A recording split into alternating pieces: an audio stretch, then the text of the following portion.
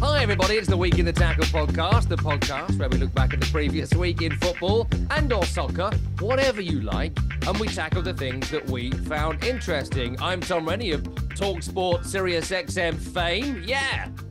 Alongside me is a much more famous person who also works for Sirius XM FC, but we're Apple, ESPN. I think he works in your local grocery store. He's a very busy man. It's only Dunny Bryan, MLS star Dunseth. Hi, mate. You all right? I'm good. Rennie, I want to pay you a compliment because your ego, it needs to be gently stroked every once in a while. You're really good at what you do. I don't care what Twitter says about you. I don't care about your meltdowns for West Ham every single weekend. I really enjoy what you do. You're a fantastic. I love being on a hike and listening to you. I think you do a great job, even when you besmirch my name. And Zaniolo has some fantastic hair dye. I just thought, I just couldn't think of anyone else that has ever had frosted tips, but seriously, you're the first person that came to my mind, and I couldn't, Sugar Ray just wouldn't come to me. I didn't know if it would translate. And I just feel like I talk about you a lot in my commentaries. I might be obsessed with you. I love it. It makes me really happy when I'm listening and hearing it. But then more importantly, when I'm getting text messages from around the United States that, dude, what did you do? Rennie's murdering you right now. Or, oh my God, Rennie just used you as a reference point. That was amazing. And I was like, what are you talking about? And it's like something about frosted tips and how you were a boy band member back in the day. And I was like, sounds about right. Fair, slightly aggressive. Yeah, it's on brand. That's the brand I'm going for. Fair, but slightly aggressive. Listen, loads of things to talk about today. I want to talk about the Premier League title race. I want to talk about Bayer Leverkusen. A little bit about Cole Palmer.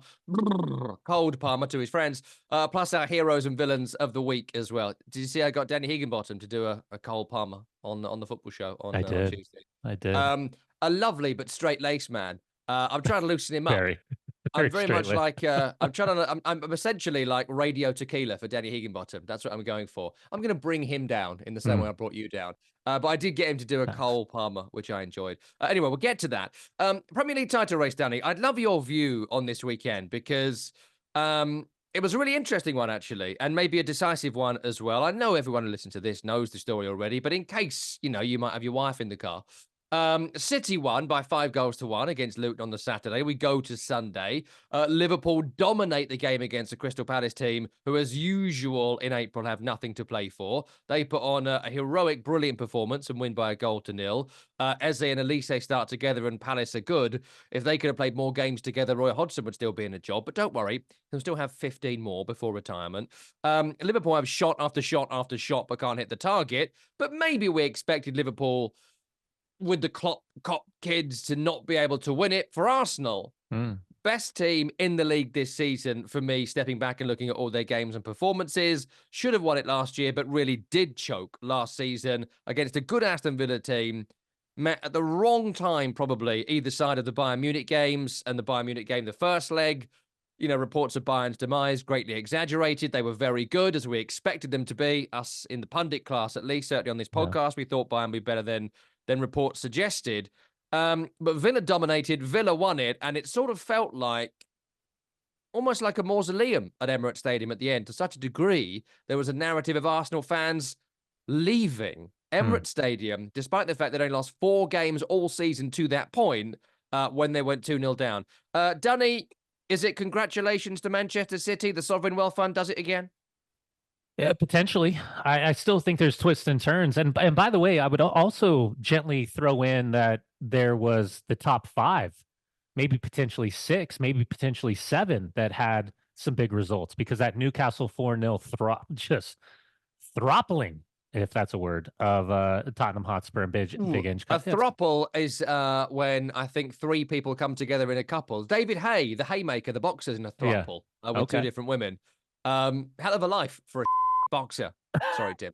Okay. Well, maybe the throuple is Manchester United, Chelsea, and Newcastle at this point for who's close but not close enough, and who sexual, gets sexual, to, mate. Yeah. Don't well, go too close sexual. enough. Potato, potato, or potato, potato. Yeah. Listen, do they win it? I don't know. I keep coming back again. I do this all the time. I see, but I do my laundry list of games remaining, and for Arsenal, away at Bayern, away at Wolves, home against Chelsea, away at Spurs, home against Bournemouth, away against Man United and Everton to end the season. Liverpool, who I thought because of momentum, goal scoring opportunities, and the Klopp effect, had maybe the best advantage because of that rotation and the different variation of players that could come in. That away against Atalanta, Fulham away, Everton away, away at West Ham, Spurs, at Villa, Wolves, tough, but not as tough as maybe Arsenal's schedule. But then Man City start cooking, right? And by the way, Madrid at home, at Spurs, home against Chelsea, at Brighton, at Forest, Wolves, Fulham away, West Ham at home. That, if we're going to go by strength of schedule, is probably the easiest of the top three. So, yeah, I think as of right now, it's probably low hanging fruit to suggest that Man City is the Premier League title contenders, winners, whatever this looks like. But I don't know, man. I feel like there's going to be points dropped, and this idea of choking, this idea of bottling, this idea of throwing it away.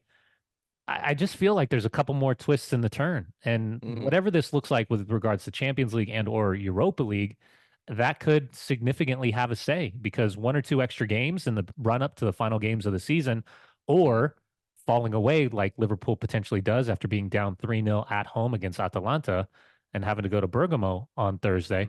I think all of these things are legitimate conversations, but I don't think we should shy away from Unai Emery and unceremoniously being pushed out the door. He was the guy to follow Arsene Wenger. He takes over a Mesut Ozil and a David Luiz and the Sven Mislintat golden balls or golden eye, whichever you want to talk about, sexual again.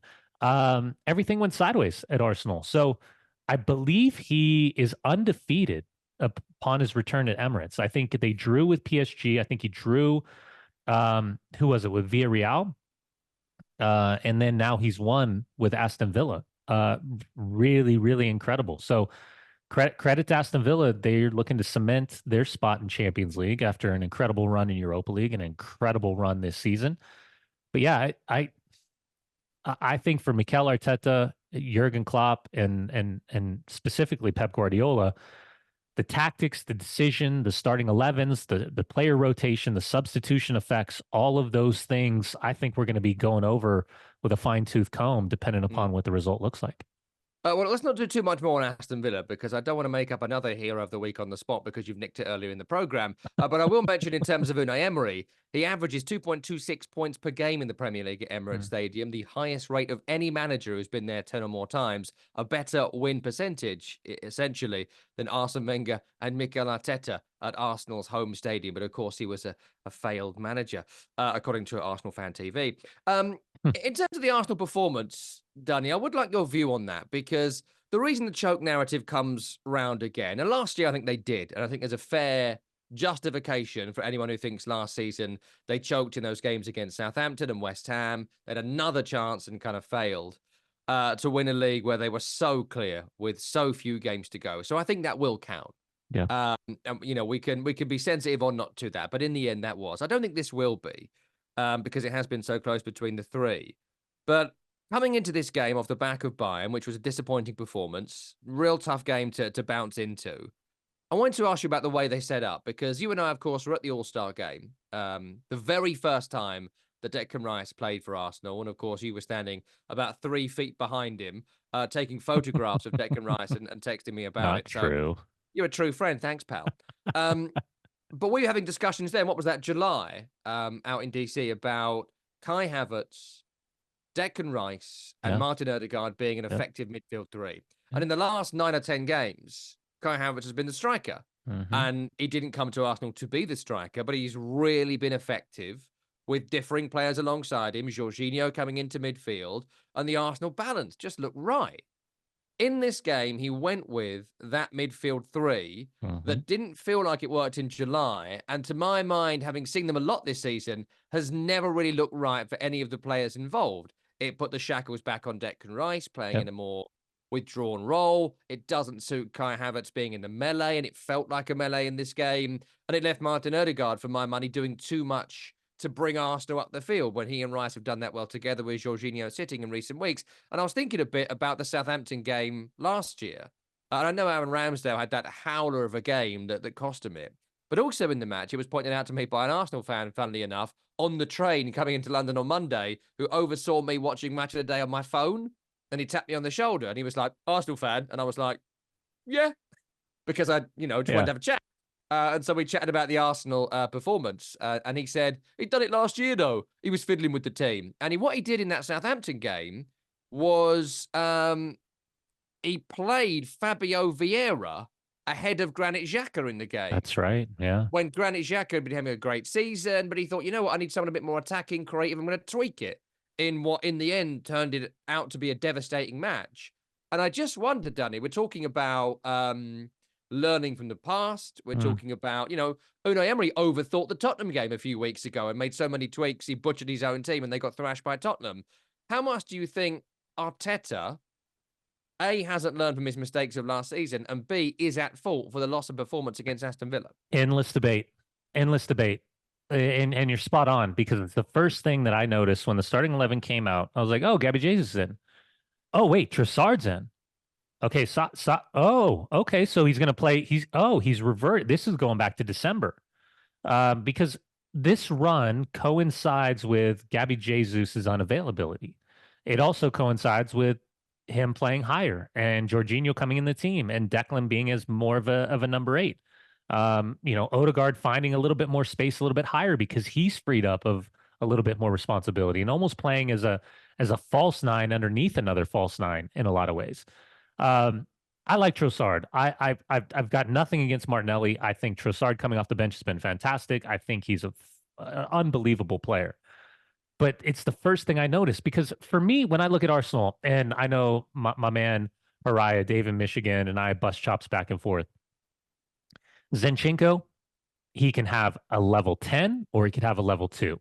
And you just don't know. And both of those levels can be in the same match.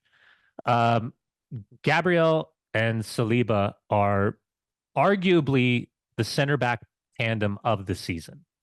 But at the same time, and we've seen this, and something that I point out, the aggressiveness of Gabriel to get so touch tight and so close, it's very Rudiger-esque, his physicality, as opposed to, do you need to or do you want to? And then Saliba's forced to cover and track. And so when you go back to the Southampton game, what was the big conversation? It was, well, Saliba was injured, so that kind of tooled the back line. If he wasn't injured, they wouldn't have dropped points. Okay, great. But now you're in the similar situation and you are dropping points. And whether that's mistakes or it's crossbars or it's posts or it's missed opportunities, it's great goalkeeping, blah, blah, blah, blah, blah. At the end of the day, 2-0 still 2-0. I go back to the conversation you and I had heading into the January transfer window. And this idea that profit and sustainability, which is just ludicrous at this stage, because I guess now all you got to do is sell. You got to play follow the queen and just sell hotels to yourself to offset what your losses are. Or you're relegated and then you don't have to answer to the EFL because those losses weren't incurred in the EFL. But if you do get promoted and come back, then you'll be immediately docked points, not just this year, but for the following few years. And if you're Everton, you're saying, what in the flying squirrel is going on? How is Chelsea not being charged? Whatever. That's neither here nor there. I got caught off on a big tandem. But anyways, back to the January profit and sustainability conversation with Arsenal. You and I were saying, well, what about a Vlahovic from Juve? What about a 50 million pound striker?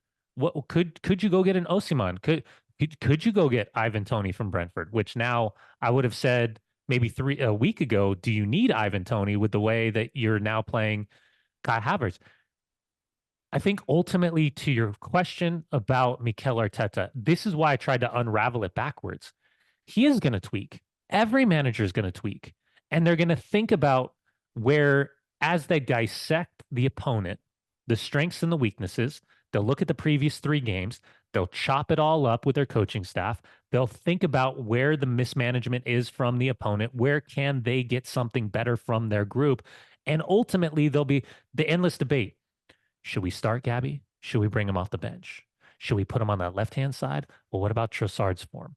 Martinelli, who's pretty reliable all season long. Well, okay, if we drop Jorginho, what are we missing? If Declan's has to play in that position, do we lose that driving forward instead of him kind of pivoting and shadowing? If Kai's in, is it balance or is it disbalanced on that left-hand side? And who's going to cover? Can we get him up high enough? What does that mean for? So I think as they're going through all this, inevitably the responsibility for Arteta is, how do I get the best? How do I get advantage? And what is the risk I'm willing to take? It didn't work. Now I'm intrigued to see what the second leg looks like at Bayern Munich on Wednesday. And then more importantly, what is it at Wolves? Tricky test, a really tricky test for Mikel Arteta and Arsenal. Fixtures for Arsenal. I've got them here just to read them out. Wolves away, Chelsea at home, Spurs away, Bournemouth home, Man U away, Everton home. I just don't think they're going to win every game. There's some real tough ones in there. And I say this a lot to people. A lot of our listeners aren't from England. It is so much harder for a team from London to win the Premier League. I always think that because there are so many derbies. And Chelsea at home and Spurs away, if you can get through those games with 6 points, I'd be stunned. I'd be really stunned because Chelsea and Spurs will do anything they possibly can. There'll be extra levels. There'll be Crystal Palace levels of motivation to stop Arsenal from winning those matches, and that could be a difference maker. And that gives me a nice segue to Crystal Palace, Danny. And I wanted to ask you about the game. Well, two things on that game. One is about Crystal Palace because the gargantuan effort they put in was incredible, and I know a few Liverpool fans were pretty pissed off about how much a Crystal Palace team with nothing to play for put into that game. But I wanted to ask you about missing chances because a few years ago when Liverpool were at their absolute peak, the front three of Mane, Firmino and Mo Salah, the great thing about that three, of which there was so much, but the greatest thing for my money at least, and I got to watch them quite a lot at the time, was that they always looked for Salah. And there was a moment in this game, and it led to that row, was it Burnley famously, where they were rowing about not setting each other up. You're meant to pass to me and you don't, that sort of thing. And there was a moment in this game where Darwin Núñez was going through on goal and Mo Salah was herring in on the right-hand side, clearly screaming for the ball. Sadio Mane would have passed to him. Roberto Firmino would have passed to him. Darwin Núñez took a shot. It was his 100th shot of the season, the commentator said. The most in the league. And I think he scored 9 or 10 league goals. So it's a 1 in 10 ratio for shots, which ain't great for a Liverpool centre forward. And the reason I'm bringing that up is 21 shots in the match, 6 on target. If you care about XG, and I go in and out on things like XG, it tells you something, it doesn't tell you everything. But their total XG against Palace was 2.87, Liverpool's most on record in the 15 years we've been looking at XG. Opta have been looking at it. It's not been very public, but they've studied it since then. It's their most in a game since it began, and it's the most in a game since a game between Brighton and Norwich a couple of years ago. So they should have statistically won this game 3-0, but they kept missing the target over and over and over again, coupled with a few decent stops from Dean Henderson as well. Tell us how that happens, why that happened. By the way, do you know XG does not take into account the dominant foot of the player? Yes, and also, is it someone told me the quality of the player as well? So it could be Erling Haaland in that position, or it could be Brian Dunseth. Yeah. You've got the same XG. Yeah, and for example, Lionel Messi's XG is the exact same if the ball's on his left foot or his right foot, which I thought was rather interesting. And I think it's still something that you got to work through. That I do think the data is incredibly helpful and tells an incredible story. But I agree with you; it doesn't tell the whole story. You got to be careful with the minefield of data right now. Yeah, the Darwin Núñez thing. I will always. This is coming from a Manchester United fan that absolutely wanted Darwin Núñez 2-3 seasons now ago when he was at Benfica. I really like him. I think he's a really good player. I think, unfortunately, he came in at the same season as Erling Haaland, and Erling Haaland put up absurd superhero type of numbers, where Darwin Núñez is a very serviceable striker in the Premier League. I wouldn't say he's elite, but he's a very good striker. But he misses a lot of chances. He needs chances. A weird thing happens. There's a weird thing that happens with confidence and crisis of confidence with players. And what becomes just this repetition, finishing, don't think, react, starts to turn into don't react, think. Because in the back of your mind, it'll be like, don't miss. Can't miss this one. Oh my God, this is so easy. Like, yeah, okay. And then it's also, I know I can play him, but I need to finish this. And it becomes an I instead of a we. And I'm not suggesting that's where Darwin Nunez is, but I certainly think these players are capable of, in moments, decisive moments, in the back of their mind, subconsciously being a little bit selfish. And strikers are, I think, inherently greedy because they are elite level goal scorers. But there becomes those moments where you're like, why didn't he pass the ball? Why was the weight of the pass wrong? Why didn't you find his left foot? Why did you play it to his right foot? All those little things. So yeah, it becomes a firestorm of crisis of confidence. And that's why for me, when 2 weeks ago when we were talking about Liverpool, I thought Liverpool was gonna, I thought they were too good. I thought with the options they had in the midfield, with the options they had in the front three, that they could rest, they could rotate, they could impact off the bench, and they were going to score goals. And for some reason, it's just weird what's happening right now with Liverpool. If I was Tim Horsey and a Liverpool supporter, I would be pulling my hair out trying to figure out why in the flying squirrel this team can't find the back of the net when it feels like they should be up 3 or 4 nothing in halftime.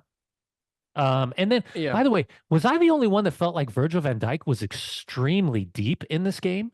Like keeping players on side? Like it felt like he was so nervous about what was happening around him that he had to give himself like an extra 4 or 5 yards to kind of cover and protect and find the balance. And by the way, Andy Robertson, that save off the goal line was extraordinarily athletic. But yeah, full credit to Palace, man. Again, they're always going to be a mid-table team. They're always going to be somewhere between 7th and somewhere between 14th every single season. But it just shows you that when they are 100% healthy, they're pretty decent, man. That performance they put in the Etihad not too long ago, they can cause you some problems. To your point on Virgil van Dijk, I think he was concerned about Jean-Philippe Mateta. Talk about most improved players in the league. I was chatting to some coaches at Crystal Palace not too long ago, and I was like, "Oh, Mateta, like, what's he like? You know, you're not really playing him up front very much." And essentially, I'm going to paraphrase what they said here: nicest guy in the dressing room, control of a trampoline.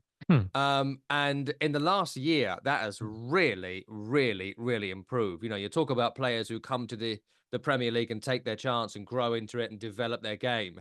His ball control recently been exceptional. His goal scoring's been really good. His line leading's been great.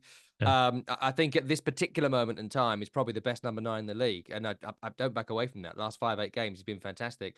Final one on Crystal Palace. I did want to ask you about this because there was a few people whinging about just how much effort they put in. And it was reminding me a little bit of the famous game in 1995 when West Ham played Man United, the final game of the season. And a win for Man United would have made them champions. It was the year that Blackburn Rovers were Premier League champions. They lost at Anfield to Liverpool.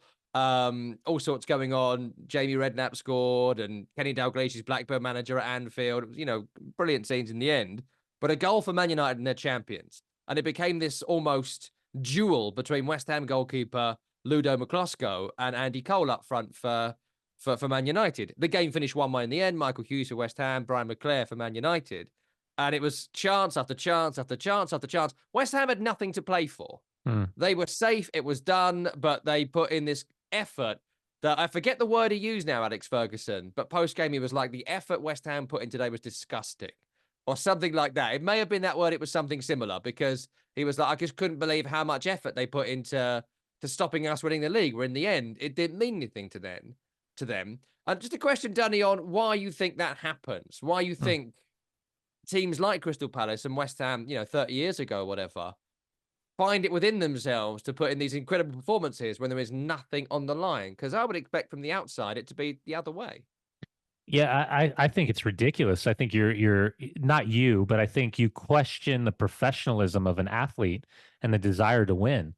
Because as much as people think it's about money, it's not about money. It's about winning the game. That's why these guys play the game. There was never a game that I went into that I didn't want to win. I wanted to kill you. I wanted to take everything that you had. I'm not joking. I went into every game thinking that I was going to win. Even when I like subconsciously in reality knew we didn't have a chance, I still I wasn't going to let you score. I was going to kick the living shit out of you. Sorry, Tim. I was going to do everything that I could to make sure that I gave my team the best opportunity. And whether that was within the gray areas of the game or that was me physically just trying to dominate somebody, I took it personally. I really did. And so when you ask me that, I you just used a reference point from 30 years ago. Stuff of legends. Like, don't think for a second that these guys don't think about stuff like that. Like the when you look around that locker room and you're going to bat, like, yeah, you can turn over.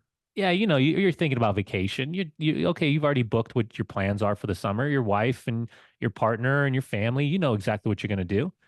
In the meantime, let's take them down. Like, what do we have to lose? Nothing. So go out, compete, play. And by the way, not for nothing, think about it from this perspective.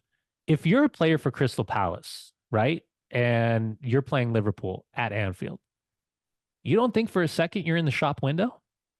You talk about Mateta and the development. You don't think for Eze and those type of players that there's not an opportunity for higher wages, for a bigger club, for Champions League football, like all the maybe get into the international scene with their respective national teams. All of those things are at play in games, on top of just playing for the pride of your club. So yeah, I think there's just something there inherently. There has to be some type of conversation of you're playing. How do I explain this correctly? When you play for a club, you represent the city. When you play for the club, you represent the fans.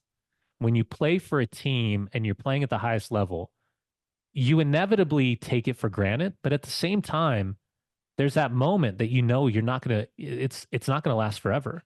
So how do you capture that singular moment of I'm going to go out, I'm going to give this could be my last game. I could blow an ACL on Monday at training. That could be career ending. I don't know how to verbalize it correctly, but when people go to the final day of the season, they're like, what do they have to play for? Everything. Sorry, Tim. They have everything to play for because it's opportunity. It's opportunity to win. And when you win, crazy things happen on the other side. But then the previous week, the same team would have played 100%. Against Brentford and lost 2-0 because they don't give a shit. Sorry, Tim. Oh, they'll look like it. Yeah, for sure. Yeah, certainly. Yeah. Listen, I want to talk about one other quick thing on this and then move on. And the Man City of it all sticks in my craw a little bit, as you know. I do struggle with Man City, the way the club is run, the way they've grown the club.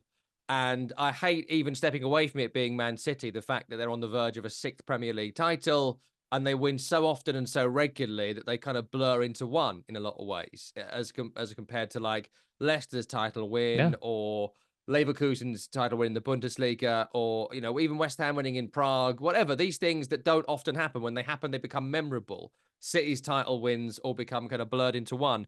And Bilbao, of course, last week, the flotilla, the celebrations, their first trophy in 40 years. My friend from Bilbao flew back over there and had 3 days with his school chums at the town hall they said 1 million on the streets. I'm sure it was less, but whatever. Let them have it. Incredible. Compared to, look, Real Madrid won another Copa del Rey. No one gives a shit. Sorry, Tim. And there's this element of football, Dunny, and I wanted to see what you think about it because I just struggle with it. Last year or the year before, I saw a video on a Celtic fan Twitter handle, and it was this amazing drone footage. And I love the city of Glasgow. My family are Rangers fans, so don't at me. But we're Rangers people. And the Rennies have been coming from Glasgow for hundreds of years. So what can I say? I'm great-grandfathered into this. There's an amazing video of a drone flying over Glasgow, and there are thousands upon thousands of Celtic fans celebrating winning the title, their 150th league or whatever it was a couple of years ago.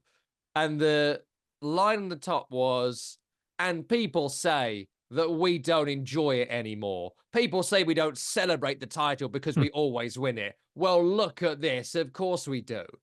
And it really got to me, and it sticks with me a couple of years later because it's not that we don't think you enjoy it. We know you enjoy it. I know from the tweets of Liam Gallagher that he very much enjoys winning the Premier League every year. I'm sure you do love it, Manchester City, but I just don't think you should get to enjoy it every year. And that's what gets to me, and that's what annoys me. And that's what I think when we got to a situation now where City have won what it'll be 6 of 7. I think we've got to try actively to stop that from happening. What happened in the Bundesliga for very different reasons was maybe the worst thing that possibly could have happened, in my view, to German football. Bayern being 10-year champions. The Leverkusen victory, I think, is phenomenal and great for the game. The Juventus domination in Serie A, that ending has been amazing for Serie A, probably the most exciting league in European football across the last 3 to 5 seasons, without Juve being in that conversation. Those brief few moments where we thought Girona might challenge. Do you remember those? Yeah. Months, even though they're owned by the City Group, that was quite thrilling. And I can't feel happy for them, A, because they win too much. And I do think that matters for the health of the sport, the health of the game. And B, because of the way they've gone about it. We just, at this moment, don't know if they played by the same financial rules as everyone else. And if they didn't, then they essentially stole those titles off whoever came second, including Jose Mourinho's Man United all those years ago.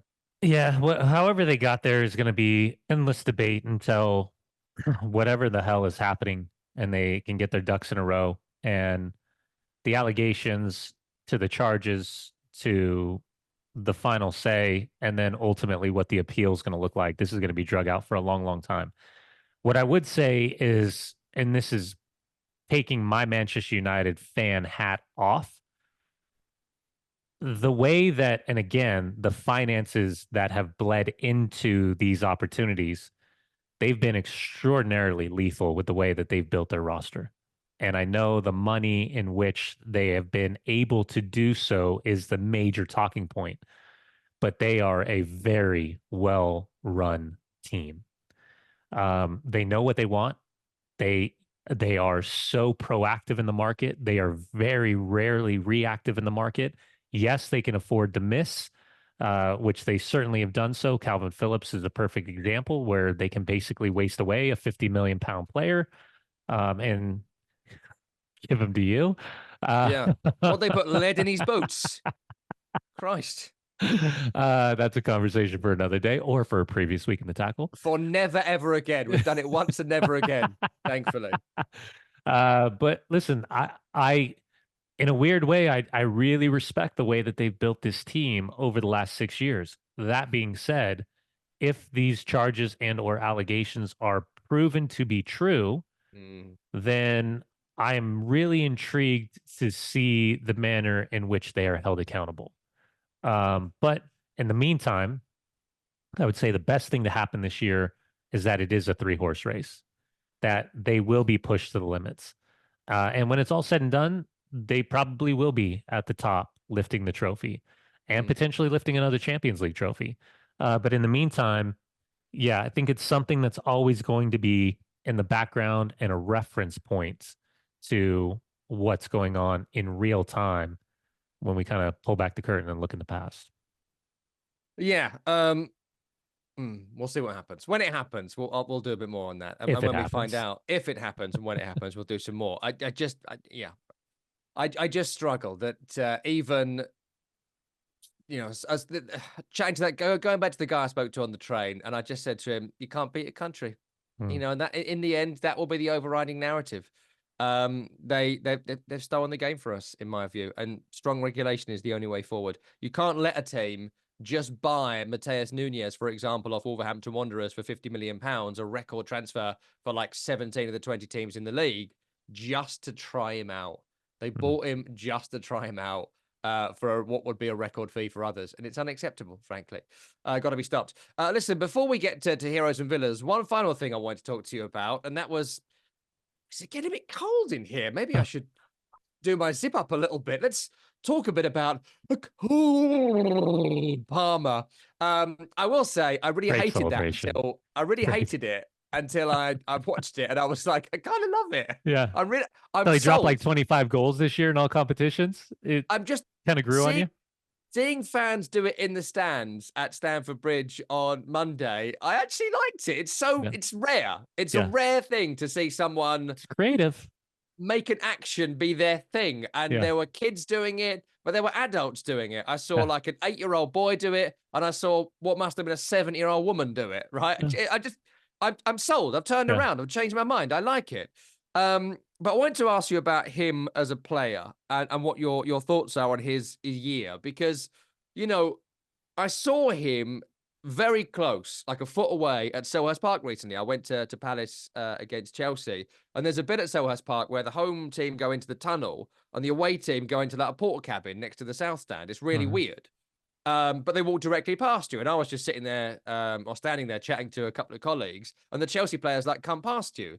The first person I saw was Petrovic, the goalkeeper, Yeah. who looks like a bouncer, like 6'3", muscular, looks like he could do a bit of MMA or whatever, like scary looking New geezer. England Revolution legend. Yep. Yes, and the guy who followed him was Cole Palmer, who looks kind of a little bit like he's never grown a muscle. Like he still looks a little bit like someone planted him and it hasn't sprouted as yet. Like there's no muscle on him. Like He's he looks like lean. He's lean. very lean. He Yeah. looks a little bit like he is unwell in a South Dakota winter. Like it looks so unwell. So I didn't, it doesn't look like a footballer, basically, is my point. Like a lot of footballers kind of fit a profile, physical Yeah. profile, muscular profile. I remember years ago when Joe Cole was at West Ham as a boy, and everyone was like, when he puts a bit of muscle on, he's going to be terrific. There's no muscle on Cole Palmer. Mm. But watching him play against Everton specifically, but across the season, the same amount of goals as actual Erling Haaland right now, potentially going to be the Premier League's top goal scorer this season in this pretty bang average Chelsea. The gliding over the field, the flicks round the corner, the finishes, obviously, the being in the right place at the right time for the header, the anticipation for the lob over Jordan Pickford, the bollocks to say, get lost, Madueke and Jackson. I'm Mm. taking this penalty because I'm cold, Palmer. All of After that. after already having a hat trick. Yeah. After Already got the having a hat hat trick. Give me the ball. I want the fourth. Get lost. And still taking it and scoring Yeah. it.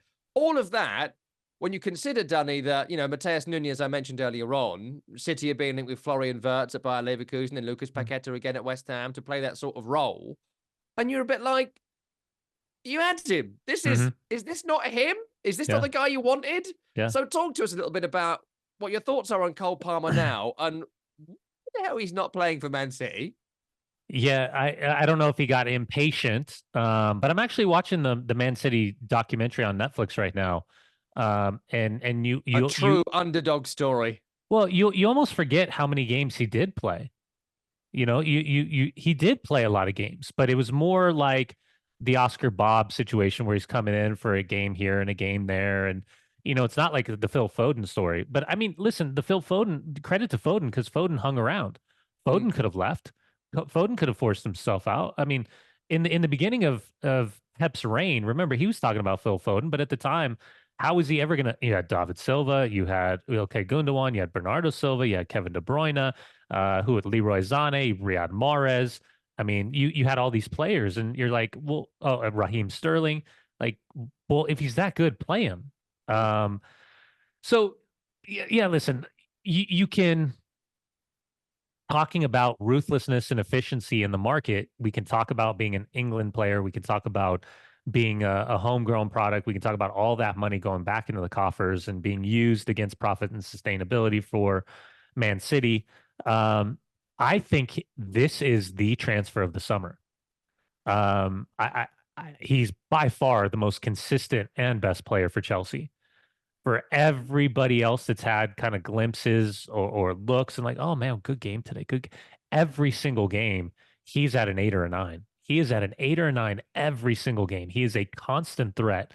Um, his work ethic is phenomenal. His gait, his run is so smooth. He's inside, outside. He's 1v1. He's combination passes.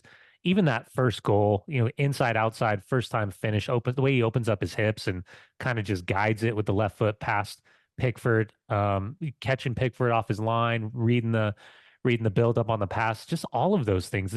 It's no surprise that in Gareth Southgate's squad. I would be really interested to see looking forward and predictive starting 11s and effects of players off the bench. I think he mm. plays a huge role for England at the Euros. Yeah, he's phenomenal, man. He's ruthless. He doesn't come off as arrogant, even though you have to have arrogance with the way that he plays, but he comes off so confident. And I love the fact that he was like, it's off. It's mine. We'll get to the reaction at some point, hopefully. But yeah, I loved exactly how smooth and under control he's constantly looking, and he's got a little fu in him too. He's got a little bite in him. So Mm. yeah, it's hard not to watch him and enjoy what he does. We're going to get to heroes and villains, but do you want to have a say on the penalty and them rowing over the ball? I will in Heroes and Villains. Well, let's get to heroes and villains. And shall we start maybe with our villains of the week? Who's your Mm. villain, Dunny? My villain of the week is actually going to be, when you want leadership, um, you look for a manager that can actually verbalize his opinion. You look for a manager that stands up and is accounted for when things are going horrifically wrong over the course of the season. You look for a manager that's probably a little bit of transparency with regards to why there's so many injuries, tell me what your game model is, because it's not as clear and obvious as you think. So I don't know if he's my hero or my villain, but I went with Erik ten Hag, being asked about the potential for the worst finish for Manchester United, which would be seventh or below, and he just got up and walked away. Nothing says leadership to me like that. Huh? I'm not answered this question, huh? What did you make to Garnacho liking a tweet from Mark Goldbridge, Yeah. YouTuber and TalkSport presenter, saying words to the effect of Ten Hag blaming Garnacho because he won't take off the big earners? You mean Arsenal fan TV? I mean, sorry, Manchester United fan TV. I mean, yeah, just low hanging fruit. He certainly didn't accidentally like the tweet. Let's put it that way. Mm. He might have realized after liking the tweet that he better unlike the tweet. But listen, I think it falls in the same category as Jadon Sancho, as Marcus Rashford, as now Anthony. Um, oh man, you're walking me down a dangerous path. It's understandable and somewhat justifiable what the season has looked like because of injuries, and at the same time, how how can you justify not adjusting your game model to everything that you're dealing with and being nothing more than a team that can dump a ball into the channel and hope to God that your athleticism can create a chance? And how can you, if having all of these injuries and all of these players unavailable, not change your defensive structure at all?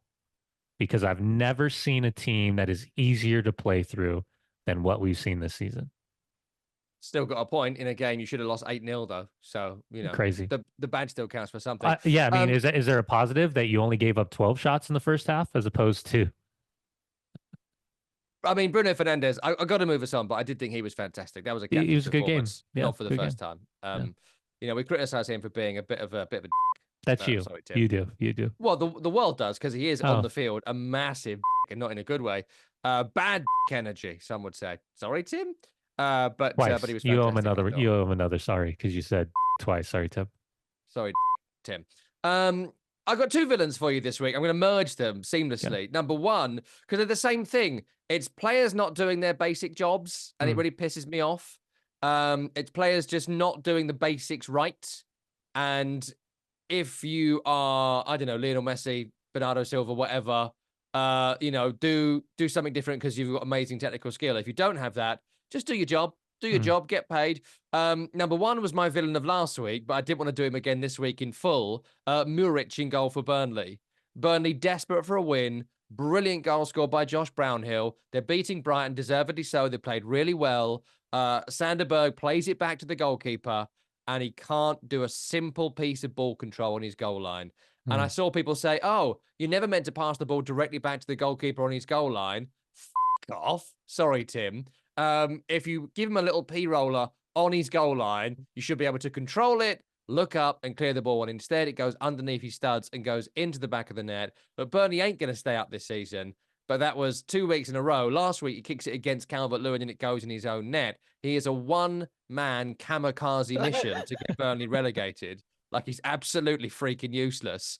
And if you're James Trafford, who's been pretty bad this season, you might be saying, mate, I might be bad, but this geezer is fucking useless. Sorry, Tim. He's got to go. But the other one, I saw it last night, and I don't know enough about Ante Budimir, but if you haven't seen this, Dunny, you have to see it. PK. Osasuna in action, Yeah. 99th minute penalty. He gets the penalty, the 32-year-old forward, and he's like, right, I'm going to wait till the keeper goes down, Harry Kane style, and then pop it in the other corner. But then I don't think he meant through, to. I think he tried the Panenka. I think he brain farted Panenka. I think he's trying to send the keeper the wrong way, but then tries to change to Panenka. Yeah. Way through when he sees the keeper go, and he does a half try and knock it in the corner, half Panenka, and kicks it so softly, the goalkeeper who went down was able to get up and then catch it because there was no meat behind it. And so I kind of make him the villain as well. Just do your job. Do your job. It's amazing. Kick straight, score goal. I thought he kicked his heel. Like there was so little power generated off of it. I mean, Simone Zaza was like, okay, cool. Like you can hold my beer. My hero was Lionel Messi at Arrowhead Stadium in Kansas City. 72,000 people there. He put on a show, had an incredible assist, hit a banger of a goal. I mean, that push forward, turn, pivot, and smashing the ball over the goalkeeper, Tim Melia. Incredible. I mean, listen, I'm a Messi guy. I'm more extroverted, introverted with regards to playing. I love Lionel Messi. He's the best in the world. He's untouchable for me. Incredible what he's capable of doing. And in those moments, like we saw, capable of turning it on at the highest level. And that turn and that smash was extraordinary.